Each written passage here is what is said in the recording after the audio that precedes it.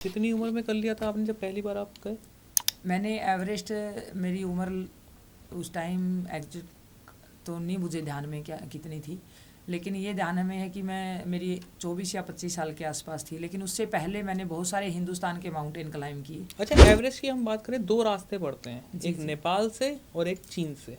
आपने पहली बार कब? मैंने पहली बार 2013 में नेपाल से किया, और उससे पहले मैंने हिंदुस्तान के बहुत सारे माउंटेन क्लाइंब किए। 5 साल तक मैंने प्रैक्टिस किया हिंदुस्तान के हिमालय में। भारत की तो पहली महिला रही हैं आप।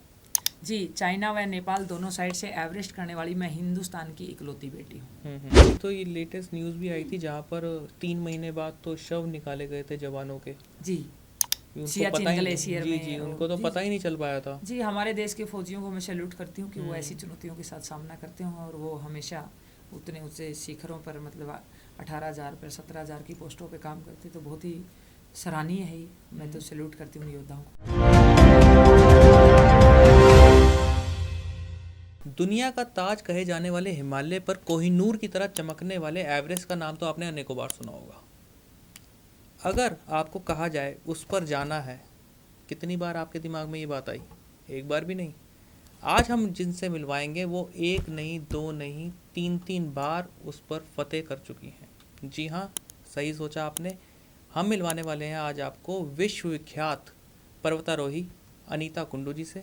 नमस्कार। नमस्कार भाई।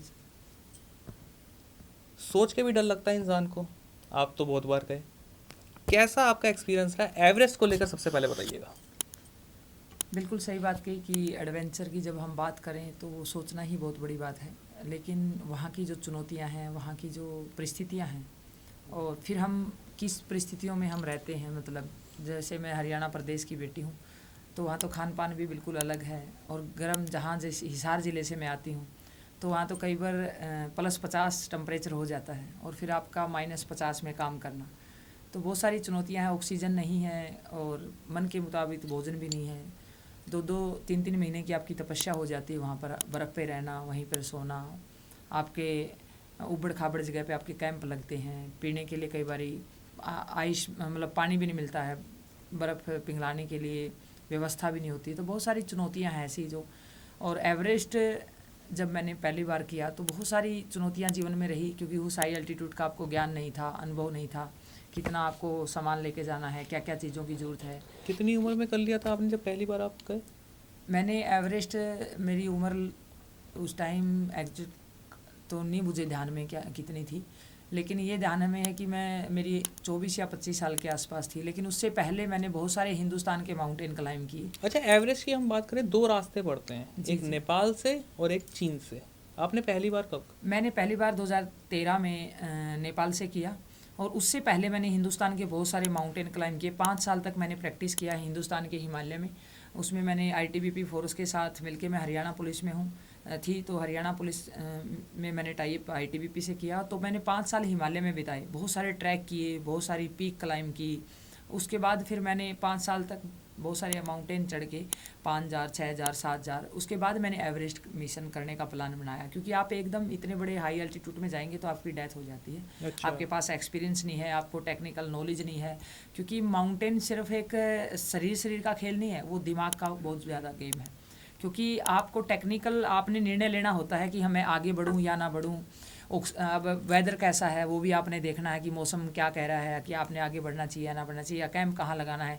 क्योंकि हमें अगर कैंप की गहराई का, आइस की गहराई का नहीं पता चलेगा कि यहाँ कितने कैरावास हो सकते हैं, क्या क्या है।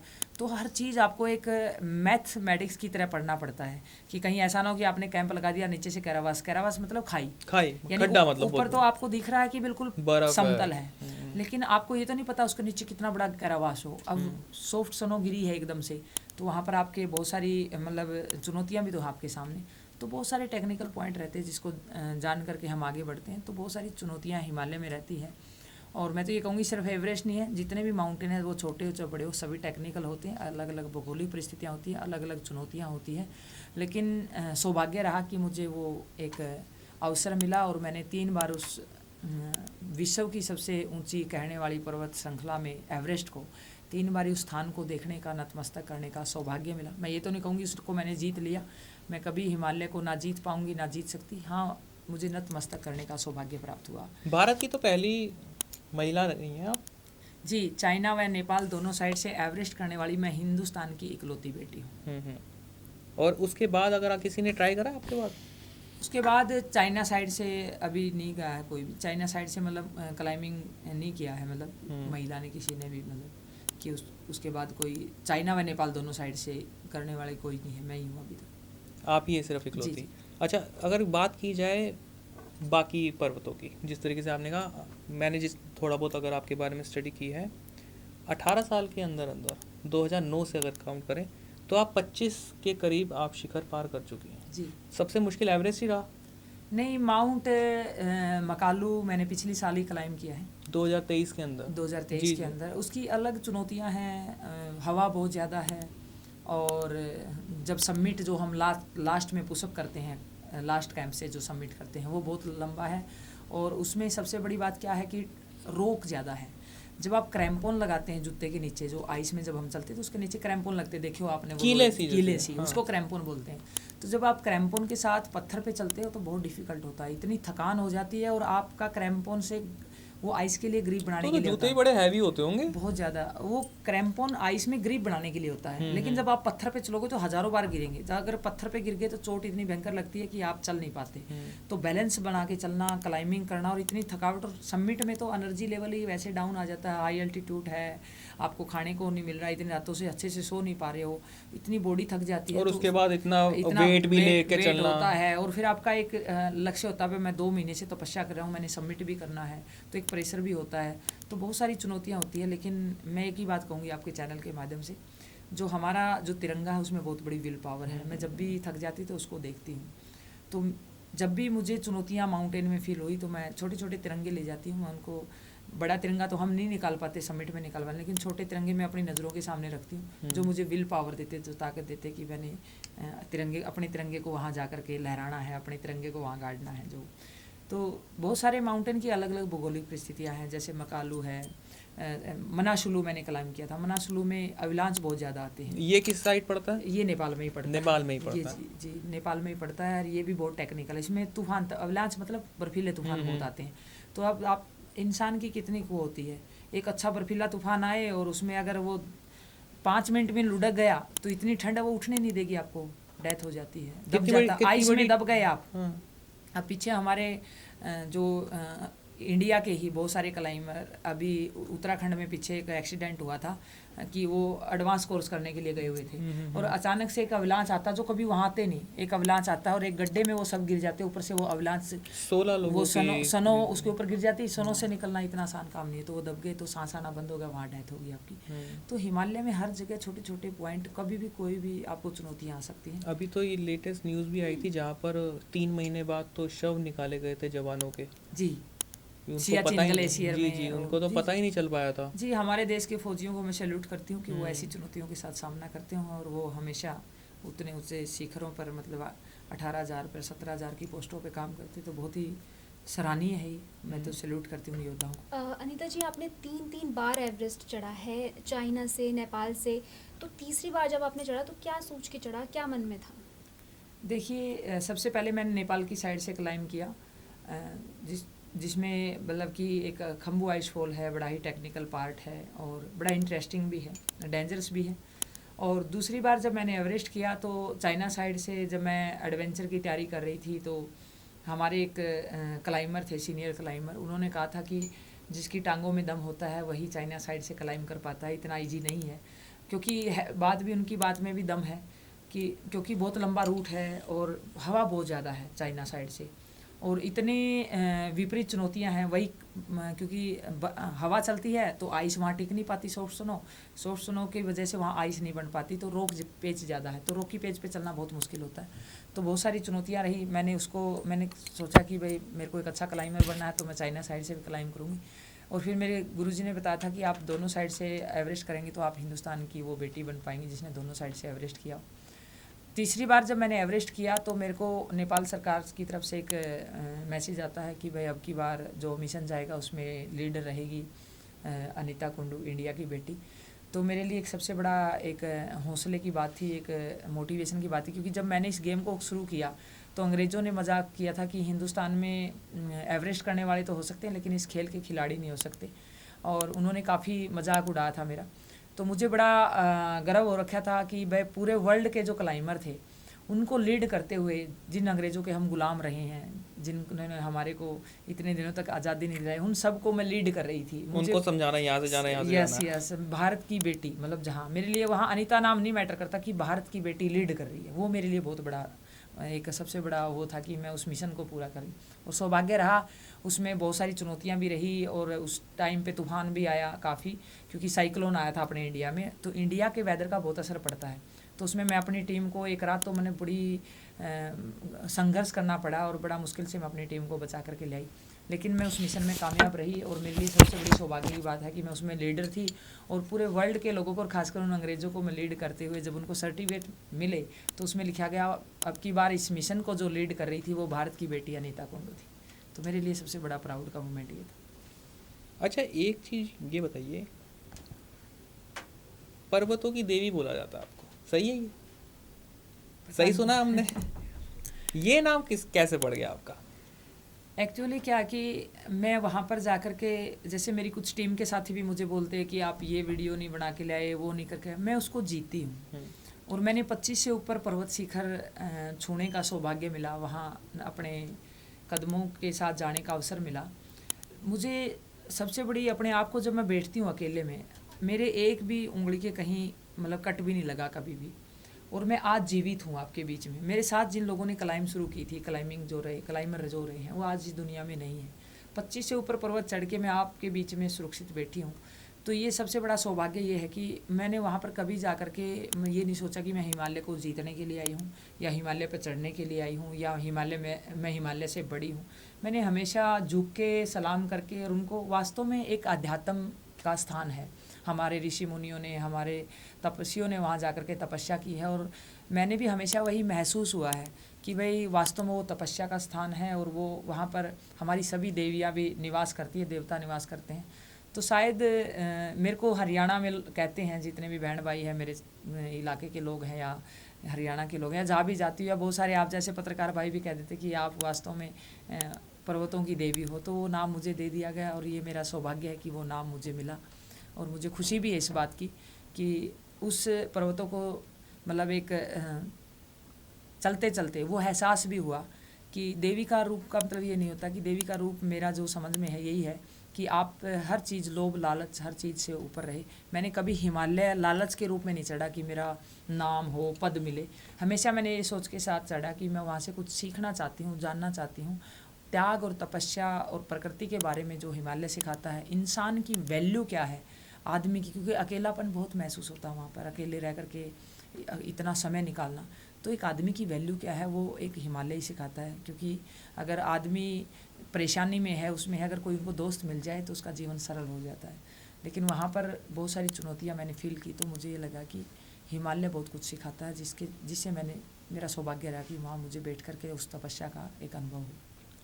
अच्छा, दुनिया भर में घूमे हो, बाहर भी गए हो, हर जगह आप जाते हो, एज अ मोटिवेशनल स्पीकर कितना आप लोगों को समझा पाते हो कि इस फील्ड के अंदर आना और इसको पार करना कितना ज़रूरी है, और कितना उनके लिए उनकी लाइफ को चेंज करने में हेल्प करता है? देखिए, वैसे तो सबसे पहला पॉइंट तो एडवेंचर ये सिखाता है कि जैसे हम जाते हैं तो बेस कैंप में हम काफ़ी सामान लेके जाते हैं, जो हमारे को 2 महीने 3 महीने, क्योंकि सुई से लेके हेलीकॉप्टर की भी ज़रूरत पड़ती है।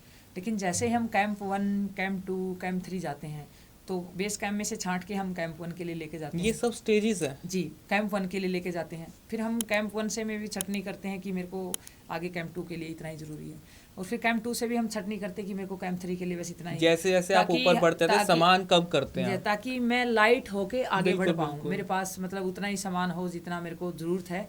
और वो तो सबसे बड़ा मैसेज ये देता है हिमालय की, ज़िंदगी में फालतू की बातें छोड़ करके आप ज़रूरी बातें लेके आगे बढ़ें, जो आपको मोटिवेट करती हो, जो आपको आगे बढ़ाने में सपोर्ट करती हो, और जो जीवन में आपको ग्रोथ करती हो, और जिसमें आप खुश भी रह पाएँ। तो उन चीज़ों को लेकर के आप आगे बढ़े, फालतू की चीज़ें आप नीचे छोड़ नहीं, ये दीजिए। तो आपने काम की बात बताई है सभी के लिए कि लोगों को फालतू की चीज़ें भी छोड़नी चाहिए, फालतू का मोह भी छोड़ना जी चाहिए। जी, फालतू का मोह भी चाहिए। तो हिमालय ने मेरे को वो चीज़ सिखाई कि आप कम संसाधनों में भी आप एक जीवन यापन कर सकते हैं। दूसरा, प्रकृति बहुत बड़ी ताकत है आपकी। ऑक्सीजन नहीं है वहाँ पे। मैं बता सकती हूँ ऑक्सीजन की वैल्यू क्या है, क्योंकि मैंने 2-2 महीने वहाँ तपस्या की है। रात को जब सोते हैं तो एकदम से झटका लगता है, पूरी बॉडी में दर्द होता है कि क्योंकि बॉडी को ऑक्सीजन नहीं मिल रही होती है। और आप गहरी नींद में होते हैं, एकदम से आपकी नींद खुलती है और फिर आपको कई देर में आपका सांस टिकता है, आपको सांस लेने में इतनी कठिनाइयाँ होती हैं। तो यहाँ हम अब मौसम ऐसा है कि पेड़ पौधे लगाने चाहिए, तो हम एक भी पेड़ एक साल में नहीं लगाते हैं। तो मेरा ये मानना है कि प्रकृति के बारे में हमें विशेष कर सोचना चाहिए, क्योंकि जितना ज़रूरी बिल्डिंगें नहीं है, इतना ज़रूरी हमारा पर्यावरण और हमारी प्रकृति है। दूसरा, पानी, हमें वहाँ पानी नहीं मिलता क्योंकि पिघलाना पड़ता है, बड़ी जो इतनी आइस है, इतना माइनस टेम्परेचर है, तो वहाँ पानी की इतना इजी नहीं मिलता। अच्छा, एक चीज़ तो पानी की वैल्यू कितनी है वो हम जानते मैं हैं। यही कहना चाह रहा था, चारों तरफ बर्फ़ देखकर तो कहीं तो ये भी सोच लेते हैं कि बर्फ़ ही खा लें, वो भी एक तरीके से पानी का ही काम करेगी, तो वो तो गला खराब, मतलब नहीं नहीं नहीं, आइस आपकी नुकसान प्यास ज़्यादा को कर देगा। आइस आपकी प्यास को और ज़्यादा बढ़ा देगी और आपके बहुत सारी दिक्कतें हो जाएगी। और डायरेक्ट हिमालय की आइस खा ली तो आप बीमार हो जाएंगे। जी जी। तो आप डायरेक्ट हिमालय की आइस नहीं खा सकते, अगर खाएंगे तो आपकी बॉडी के लिए, आपके जीवन के लिए डेंजरस है। तो इसलिए उसको उबाल के हम तैयार करते हैं, उसके बाद ही हम उसको पीते हैं। तो एक पानी का महत्व, एक इंसान की वैल्यू क्या है, एक प्रकृति की, एक ऑक्सीजन की वैल्यू क्या है, और खाने की वैल्यू क्या है, हर चीज़ की वैल्यू एक माउंटेनियर जानता है। और सबसे बड़ी जो है कि जीवन में अनुशासन, क्योंकि हम वहाँ एक एक चीज़ का, खाने का, रहने का, हर चीज़ का डिसिप्लिन रखते हैं। तो हर कोई भी ऐसी चीज़ नहीं है जो जीवन में महत्व एक एडवेंचर नहीं सिखाता हो। तो एडवेंचर से मैं कहूँगी कि बहुत कुछ सीखने को मिलता है। और सबसे बड़ी बात कि खुद को ही मोटिवेट कैसे करना है, क्योंकि बाकी खेलों में आप देखते हैं, कबड्डी में, कुश्ती में बाहर से नारे लगते हैं वाह भाई, तो वहाँ तो खुद की पीठ खुद को टपकानी पड़ती है कि वाह अनीता, कोई बात नहीं, ये चुनौती, इसको भी पार कर लेंगे। मैं यही पूछने लगा था, कितनी बड़ी टीम होती है आपकी एक बार में? वैसे हमारी टीम 7-8 मेंबर की होती है, लेकिन हम क्लाइंबिंग में अकेले अकेले निकलते हैं, क्योंकि अगर आप इकट्ठे निकल कर कोई तूफान आ गया तो आप 8 मरेंगे। एक मैं आगे हूँ तो मैं बता दूँ कि ये चुनौतियाँ हैं, आप सेफ्टी के साथ आइए। हम वॉकी टॉकी साथ में रखते हैं। अच्छा। तो इसलिए हम एक एक करके हम वो करके चलते हैं। अगर कहीं कैरावास आ गया तो हम रोप पर चलते हैं। हाँ, तो वो आप रोप तो आपस में बांध के रखते होंगे। ताकि कोई व्यक्ति अगर गिर गया उसमें तो पता चल जाए दूसरे साथी को कि कोई गिर गया है, उसको निकालना है हमने, रेस्क्यू जल्दी हो जाए तो। अच्छा, क्या कितनी लंबी ट्रेनिंग हो जाती है एक? देखिए, जीवन में कोई भी फील्ड हो, ट्रेनिंग हर रोज़ चलती है, हर रोज़ सीखता है इंसान। तो मैं तो ये नहीं कहूँगी कि इंसान किसी चीज़ में एक्सपर्ट हो सकता है। तो अगर वो ऐसा सोचते हैं तो मैं कहूँगी कि वो उनकी गलतफहमियाँ हैं। हर फील्ड कोई भी है, चाहे आज हमारे देश के प्रधानमंत्री लगा लीजिए, वो हर दिन सीखते हैं। जब भी मैं उनको सुनती हूँ तो मुझे एक नया कंटेंट ही मिलता है। तो कोई भी व्यक्ति है जो जिस फील्ड में, जो कोई बिजनेसमैन है या कोई आप पत्रकारिता में हैं या कोई भी व्यक्ति है, तो हर दिन वो सीखता है। तो जिस सीखेंगे तो हर दिन हमारी ट्रेनिंग ही मानिए उसको। मतलब एडवेंचर में भी हर दिन आपको सीखना पड़ता है। हर माउंटेन की अलग अलग चुनौतियाँ हैं, अलग अलग टेक्निकल पॉइंट हैं। बचपन आपका बड़ा कठिनाइयों में बीता, मैंने पढ़ा आपके बारे में। मोटिवेशन आप देते होगे लोगों को, कितना और लोगों से जुड़ते हो आप कि और एनकरेज करते हो? क्योंकि ज़्यादातर आपकी फ़ोटोज़ अगर थोड़ी बहुत भी हैं, मैंने गलती से बोल दिया होगा, आप ज़्यादातर फ़ोटो खिंचाने में मुझे लगता है खुश नहीं होते। लोगों के बीच में आप रहे हो, उनको हर चीज़ समझाना, उनकी परेशानियां सुनना, कितना आपको सुकून देता है? क्योंकि आप अकेले रहे हो, अकेले पर्वत चढ़ते हो, उसके और उस बीच में कुछ फ़र्क महसूस करते हो आप? देखिए, मैंने जब 7 महाद्वीप क्लाइंब किए, उनके उच्चतम शिखर क्लाइंब किए, तो मुझे महसूस हुआ कि हमारा देश, हमारा कल्चर, हमारी पृष्ठभूमि कैसी है। तो मेरा शुरू से ही जुड़ाव रहा है। कि मैं आपको एक छोटा सा वो बताती हूँ कि जब मैं अमेरिका की अलास्का, देनाली अलास्का की पीक है, हाईएस्ट माउंटेन है, वो क्लाइंब करने के लिए जब मैं गई तो वहाँ की कंपनियों ने कहा कि अनीता जी आप, क्योंकि उन्होंने मेरा सारा बायोडाटा देखा कि अनीता जी आप इतनी अच्छी क्लाइंबर हैं और आप क्यों ना ऐसा कर लें कि आप एक गरीब घर से भी आती हैं, एक परिस्थितियाँ आपकी ऐसी रही, हमने देखा, आपका पढ़ा आपके बारे में, तो आपको पैसे की भी ज़रूरत है, मतलब आपने फैमिली को भी आगे बढ़ाना है। उन्होंने थोड़ा बहुत मेरा सोशल मीडिया से भी जान लिया कि आप समाज के लिए कुछ करना चाहती हैं, तो क्यों ना आप यहीं रहे और हमारे बच्चों को ट्रेनिंग दें, हम आपको PR देंगे, पैसा भी बहुत सारा देंगे, जो भी आप सैलरी कहेंगे, आप 2-3 महीने हमारे बच्चों को ट्रेनिंग दीजिए और हम आपको सारी जो आप कहेंगे वो सुविधाएं आपको देंगे। तो मैंने तब तो मैं मिशन पे थी, मैंने उनको सुना और जैसे ही मिशन पूरा हुआ तो मैंने उनको कहा कि देखिए मैं वापस अपने देश जाना चाहती हूँ, मुझे पैसे से इतना लगाव नहीं है, क्योंकि मैं जो कुछ भी करना चाहती हूँ वो अपने देश में करना चाहती हूँ और कम संसाधनों में भी मैं वो चीज़ अचीव कर लूँगी। मेरा मकसद ये है कि जिस पृष्ठभूमि से मैं निकल के आई हूँ वहाँ जो बच्चे हैं, मेरे जैसे हज़ारों लाखों ऐसे बच्चे हैं जिनकी आज भी हालात ऐसी है जैसी अनीता उस हालात से निकल के आई है। तो मैंने कहा कि मैं वापस अपने देश में जाना चाहती हूँ, वहीं मैं काम करना चाहती हूँ। मेरे लिए पैसा इतना मोटिव नहीं है, मैं समाज में, क्योंकि मेरा मन लगता है जिस इलाके जहाँ से मैं आई हूँ निकल के, जिन पर मैं सोचती थी कोई मेरे को थपकी देने वाला हो, कोई मेरा हौसला बढ़ाने वाला हो, कोई मेरे को ये कह दे वाह अनीता बेटा आप बहुत अच्छा कर रही हो। और धरातल पे जब मैं जाती हूँ तो झोपड़ी वाले, गरीब बच्चे, मजदूरी वाले के बच्चे, ऐसे बच्चे हैं जिनके अंदर ऐसे टैलेंट है, अगर उनको कोई सपोर्ट करने वाला, उनका हौसला बढ़ाने वाला, आज तो मेरा सर्कल जान पहचान भी बहुत हो गई है, उनको कोई, जैसे मैं स्कूलों में मोटिवेशनल प्रोग्राम करने जाती हूँ, उसका मकसद ये है कि उस स्कूल वाले से मैं फीस नहीं लेती, उसको मैं ये कह देती हूँ भाई ये बच्चा मेरे इलाके में इस गाँव का गरीब बच्चा है, इसको तू फ्री पढ़ा दे, बस मेरा इतना सा आपसे वो है। मैं आपके स्कूल का फ्री में फंक्शन करके जाऊंगी, आपका इसको बेनिफिट मिलेगा, बहुत सारे मेरे आने से बहुत सारे बच्चे आपके बढ़ेंगे स्कूल में और बढ़ते हैं। जिस स्कूल में मैं कार्यक्रम कर जाती हूँ तो उनका स्कूल से फ़ोन आता है, अनीता बहन जी आपके आने से हमारे 50 बच्चे बढ़ गए हैं, अब की बार 100 एडमिशन एक्स्ट्रा हुए हैं। तो मैं उसको कहती हूँ मेरे 2 बच्चे पढ़ा दे फ्री में, क्योंकि उन बच्चों की हेल्प हो जाती है, जो बच्चे जिसके घर में खाने के लाले, पेरेंट्स नहीं हैं, कहीं माँ दिहाड़ी कर रही है, पिता नहीं है, या बाप शराबी है। तो मेरा समाज के अंदर इंटरेस्ट है, क्योंकि मेरे पिता नहीं थे तो मेरे घर में भी वो परिस्थितियाँ मैंने देखी हैं। उसके साथ साथ मैं समाज के अंदर खासकर बेटियों के लिए मैंने बहुत काम किया कि बेटियां बाहर निकले, संघर्ष करें, महिला कमज़ोर नहीं होती कभी भी, क्योंकि एक मानसिकता पैदा कर दी जाती कि महिला, अभी तो बहुत बदलाव आ गया है, लेकिन आज से 25 साल पहले एक गाँव में माहौल था कि बेटियां बाहर नहीं निकलेगी, किसी से बात नहीं करेगी, लड़के से बात नहीं करेगी। जिस इलाके से मैं आती हूँ, और ऐसा हिंदुस्तान के बहुत सारे गाँव ग्रामीण में है, आज भी है मतलब। तो उन बेटियों को जा करके मोटिवेट करती हूँ, मेरी जर्नी बताती हूँ कि मैं कहाँ से आई हूँ, क्या क्या ठोकरें खाई है, मैंने भैंस भी, पशुपालन भी किया है, मैंने खेती भी की है, मैंने दूध भी बेचा है, मैंने अखबार भी बेचे हैं जा करके अपने बहन भाइयों को पढ़ाने के लिए, क्योंकि सबसे बड़ी मैं थी, तो सब बहन भाई परिवार चलाना। तो बहुत सारी 4 बजे उठ के अखबार भी बेच के आई हूँ, दूध भी बेच के आई हूँ, घास भी पाड़ा है, क्योंकि और कोई इनकम सोर्स तो नहीं था ना। तो बहुत सारा संघर्ष किया। वो जब स्टोरी बच्चों को जाके बताती हूँ, पेरेंट्स को जाके बताती हूँ, तो उनको लगता है जब अनीता बिटिया कर सकती तो मैं भी कर सकता हूँ।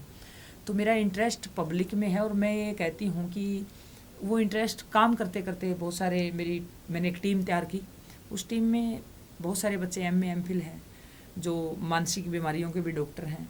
तो मैंने देखा कि गांव में बहुत सारे बच्चे डिप्रेशन में हैं, मोबाइल आजकल आ गया सबसे बड़ी समस्या, उससे बच्चे डिप्रेशन में जा रहे हैं, नशे में हैं, हरियाणा में नशा बहुत बढ़ गया है। तो मैंने देखा कि एक पेरेंट्स का एक ही बच्चा है, लड़के को बहुत ज़्यादा हमारे पूरे देश में ही मतलब, और लड़का ज़रूरी भी है, दोनों ही ज़रूरी है, लड़का भी लड़की भी है। तो वो नशे में डूब गया तो माँ बाप का जीवन ख़त्म हो गया, तो उसके ऊपर तो काम करना पड़ेगा ना। तो ऐसे ही मैंने एक टीम तैयार की, और मैं मेरी टीम के साथ पूरे हरियाणा में काम करती थी पहले। अभी कुछ सालों से मतलब मैं हिसार के लगभग 4 साल से मैं हिसार के बरवाड़ा क्षेत्र में काम करती हूँ। वहाँ बहुत ज़्यादा नशा है, बहुत ज़्यादा विडो महिलाएं हैं, क्योंकि मेरी मदर खुद विडो रही है, तो उन परेशानियों का मुझे पता, उन चुनौतियों का। तो मैंने अपनी टीम बनाई, और हमने 38 गांव पड़ते हैं उसमें, 38 के 38 गांव में हमने 10-10 दिन 15 दिन लगा करके उस गांव की हर समस्या को जाना, उस गांव में युवाओं की समस्याओं को जाना, बुजुर्गों की समस्याओं को जाना, बच्चों के ऊपर कितना पश्चिमी सभ्यता का असर आ रहा है, क्योंकि जहाँ दूध दही खाने वाला कहने वाला हरियाणा, आज कोल्ड ड्रिंक आ गई है, आज चाउमीन बर्गर आ गए हैं। जहाँ हमारे चूरमे की पिंडी खाई जाती थी, हलवा खाया जाता था, हेल्थ जिसमें, और हमारी जो संस्कृति, हमारे जो वेद है, ग्रंथ है, उसमें हमारी डाइट का बहुत बड़ा रोल है।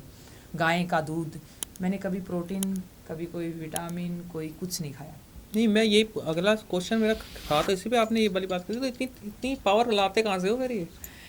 देखिए, हमारे बचपन से ही दूध पिलाया जाता है बच्चे को, और गाय, मेरे घर में बचपन से गाय रही है, देसी गाय। मैंने भैंस का दूध बहुत ही कम पिया होगा कभी कभार, और पिया भी नहीं जाता है। तो प्योर देसी गाय मेरे घर में आज भी। मैं हिसार शहर से बाहर एक डावड़ा गांव है, बरवाड़ा का ही आता है वो डावड़ा गांव, उसी में मैंने मकान बना रखा है प्योर मिट्टी का। कभी आप सभी आइएगा, मैं आपको दिखाऊँ। कढौनी बिलोनी कुछ नहीं बदला मैंने। बहुत सारे पत्रकार आते हैं कि अनीता जी इतना बड़ा आपका नाम है, मैं हमने सोचा आप बड़ी सारी कोठी में रह रहे होंगे, और आप तो बिल्कुल सिंपल तरीके से रहते हैं। तो मैं उनको पकड़ के ले जाती हूँ गाय के बाड़े में। मैंने कहा देखिए इतनी सुंदर चीज़ें आपको कहीं किसी कोठी में थोड़ी मिल जाएगी। फिर उनको मैं ले जाती हूँ घर के अंदर, वहाँ पर बड़े मिट्टी के बारह मतलब एक मिट्टी का मटका होता है और उसमें घी डालते हैं हमारे, क्योंकि मिट्टी के मटके में हमारे पूर्वज और हमारे वेद कहते हैं कि 100 साल भी घी रखा रहे तो कभी ख़राब नहीं होता है। तो मैं उनको दिखाती हूँ कि ये 15 kg का मटका भरा है घी का, ये 12 भरा है, ये कहीं मिल जाएगा आपको कोठीवाड़ की। तो ये सारी चीज़ें, हारे की दाल, मैं पूरे विश्व में घूमी हूँ। मतलब मैं एक बात बड़े आपके चैनल के माध्यम से कहना चाहती हूँ, बड़े बड़े 5 स्टार 7 स्टारों में जाने का अवसर मिला। मैंने जो मेरी माँ आहार में रख के ना जो दाल बनाती है, वो गोबर के जो उपले बनाते हैं, जो वो सहज भावना से जो पकता है और जो माँ का प्यार है, वो टेस्ट मैंने किसी 5 स्टार होटल में 7 स्टार होटल में नहीं मिला, जो मेरी माँ एक आहार में रख के बनाती है। तो वहाँ पर एक जो हमारी कल्चर है, हमारी जो संस्कृति है, उसकी कितनी पावर है। तो इसका एक और फैक्ट बताती हूँ भाई साहब, मैं हिमालय में जैसे जाती हूँ तो मेरा ऑक्सीजन लेवल बढ़ जाता है। वो क्या है कि जब हम हार्ड वर्क करते हैं तो हमारी प्राण वायु, और हम योग करते हैं तो उससे हमारी प्राण वायु बढ़ जाती है, मतलब हमारी जो है ऑक्सीजन लेवल बढ़ता है उससे। तो मैं जैसे हिमालय जाती, और हमारा जो वर्किंग स्टाइल था, किसान फैमिली में काम करना, डाइट अच्छी खाना, तो उससे हमारा जो ऑक्सीजन लेवल है वो ज़बरदस्त रहता है। तो आपकी बॉडी बेस्ट रहेगी, तो आप दिमाग जब स्ट्रॉन्ग रहता है, पॉजिटिव रहता है, जब आपकी बॉडी में एनर्जी हो। अगर आपकी बॉडी में बीमारी है, कोई एनर्जी नहीं है, तो वो चीज़ें आपकी कमज़ोर हो जाती है। तो मैंने सामाजिक उसमें बहुत सारे विषयों पे काम किया, खान पान को लेकर के, युवाओं को नशे को लेकर के, बेटियों को आगे बढ़ाने को लेकर के, हमारी पश्चिमी सभ्यता का जो असर हो रहा है उसको लेकर के। उसके साथ साथ हमने ये भी काम किया कि देखो, आज मैं जिस पद पे काम कर रही हूँ, मेरे पास जितनी शक्तियाँ हैं, अब मेरे से लोगों की एक अपेक्षा की नाम हो गया है, मैं हेल्प करती हूँ कि भाई अनीता बेटी हम से ही हमारी हेल्प हो सकती है। आज ही मेरे पास एक केस आया कि मेरा बेटा बहुत डेंजरस बीमारी से ग्रस्त है और उसमें उनका एक किडनी ख़राब है, और अनीता जी हम आपसे अपेक्षा करते हैं कि आप हमारी कुछ हेल्प करेंगी। अब मेरी जितनी कलम की पावर है, मेरे अंदर वो पावर तो नहीं है कि मैं एकदम से उसको सारे पैसा सैंक्शन कर दूँ। कोशिश करूँगी मैं किसी संस्था से हेल्प कराने की, लेकिन जैसे ही अगर मेरी कलम की पावर बढ़ती है, मेरे पास शक्ति बढ़ती है, तो मुझे ये लगता है कि मैं उसको और मजबूती के साथ उसके साथ खड़े होने का काम करूँगी। क्योंकि अब तक मैं जितना कर पाती हूँ, जितनी मेरे पास पावर है उतना मैं कोशिश करती हूँ, लेकिन अगर जे मेरे हाथ में और मजबूती आती है, मेरी कलम की ताकत बढ़ती है, तो मैं ऐसे लोगों की जो मेरे से अपेक्षाएँ लगाते हैं, दिन भर मेरा फ़ोन उठाएंगे तो ऐसी फ़ोन आती है, ऐसी कॉल आती है जो जेन्युइन भी है कि आप हमारी हेल्प कीजिए इसमें।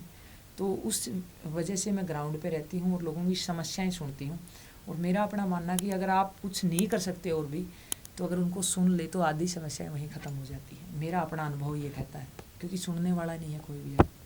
उसमें घर में ही कोई सुनने वाला नहीं है, तो पूरे समाज की तो सुनना। तो मैं उनको दिन में जुड़ के सुनती रहती हूँ और उनका जुड़ाव मेरे साथ रहता है, दुख में उनके साथ बैठना, उनके साथ अपने भाव शेयर करना और उनको सुनना। तो ये मुझे अच्छा लगता है, मुझे भी हेल्दी बनाए रखता है। चलिए, हम तो यही कहेंगे कि आपकी पावर बढ़े, आपकी शक्तियाँ बढ़े। अच्छा, एक पर्सनल सवाल, शादी नहीं करी आपने अभी तक? ये वैसे बहुत गंभीर सवाल है। ऐसा नहीं होता कि इंसान जीवन में आया है और उसका ये ना हो कि वो शादी के लिए। शादी बहुत अच्छा कॉन्सेप्ट है, और जैसे जैसे मैंने समझा कि जैसे मैं विदेशों में गई तो वहाँ पर जितना डिप्रेशन है, अकेलापन है, रिश्ते नहीं है वहाँ पे। 18 साल के बाद माँ बाप कह देते हैं बच्चे को आप खाओ, हमारे कोई मतलब नहीं है। लेकिन हिंदुस्तान एक ऐसा देश है, अगर बच्चा नाकामयाब है और माँ बाप जीवित हैं, वो लास्ट तक भी उसको कमा के खुआते हैं। बहुत अच्छा कॉन्सेप्ट है, शादी करनी चाहिए। लेकिन मेरे जीवन में बहुत चुनौतियाँ थी। पिता का दुनिया से जाना, घर की हालात बहुत खस्ता, माँ चारपाई पे डिप्रेशन पे है, सब बहन भाई छोटे हैं। और मैं आपको बता देती हूँ कि जैसे मेरे पिता इस दुनिया से गए तो 13 दिन के बाद 13वीं होती, तो मेरे ऊपर भी बहुत दबाव आया शादी का। मेरी 13 साल की उम्र में ही शादी की तैयारियां करती थी। मेरे से 3 गुना बड़ा लड़का, 39 साल उम्र की बड़ी बेटी है, क्यों ना शादी कर दी जाए, वजन उतर जाएगा। तो मेरे लिए सबसे बड़ा एवरेस्ट वो था, पार करना, अपनों को समझाना। मैं शादी भी नहीं कराना चाह रही, क्योंकि मैं मेरी बीमार माँ को छोड़ के कैसे जा सकती। और एक 13 साल के बच्चे को समझ नहीं होती वो चीज़ कि शादी क्या होती है।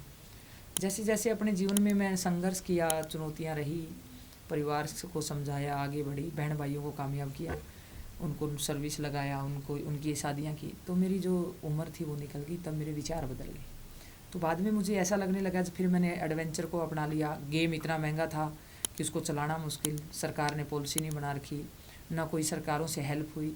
तो मैंने खुद ने अपने आप को, अपने विचारों को बोलना सीखा, अपने संघर्ष को बताना सीखा। बड़ी बड़ी कंपनियों के कार्यक्रम किए, वहाँ से पैसा कमाया, अपने खेल पे लगाया, क्योंकि एक मिशन पे, बड़े मिशन पे कम से कम 50 लाख रुपए खर्च आ जाता है। अच्छा। तो उस मिशन को पूरा करना बहुत मुश्किल है, तो इसलिए उस तरफ मेरा रुख हो गया, उस तरफ मैं मुड़ गई। तो हिमालय में जा कर के लगा कि मैं शादी के लिए नहीं बनूँ, मुझे समाज के लिए अपना जीवन समर्पित करना चाहिए। पता नहीं कितने बच्चे मेरे जैसे होंगे जिनके पेरेंट्स नहीं हैं, जिनके पेरेंट्स शराब पी रहे हैं, जिनके पेरेंट्स इतने कैपेबल नहीं हैं जिनको आगे बढ़ा पाएँ।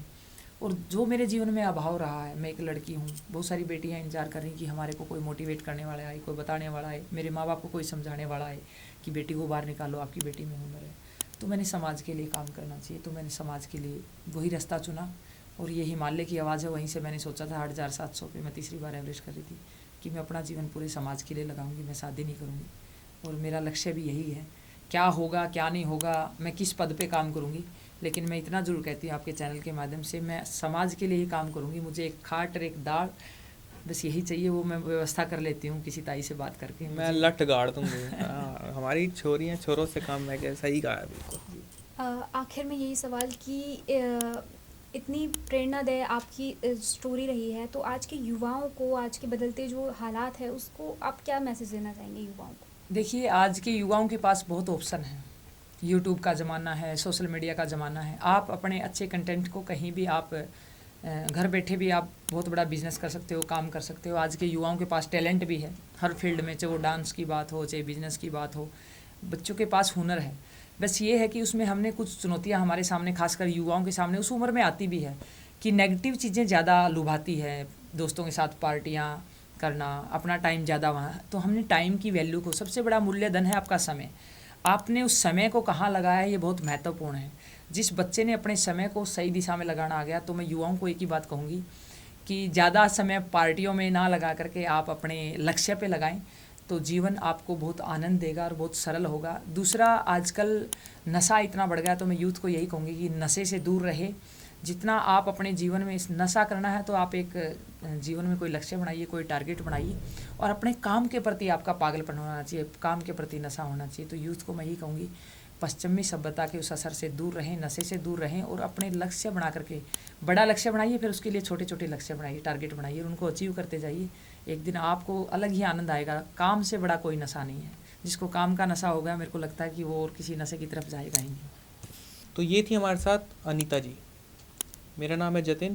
तान्या अधिकारी के साथ आज हमने इनसे जाना किस तरीके से एवरेस्ट के साथ साथ अपने जीवन के अंदर भी जो आपके संघर्ष और एवरेस्ट आते हैं, उन्हें किस तरीके से पार किया जा सकता है। फिर मुलाकात करेंगे आपके साथ ऐसी ही एक मोटिवेशनल स्पीकर के साथ, एक सोशल वर्कर के साथ। नमस्कार।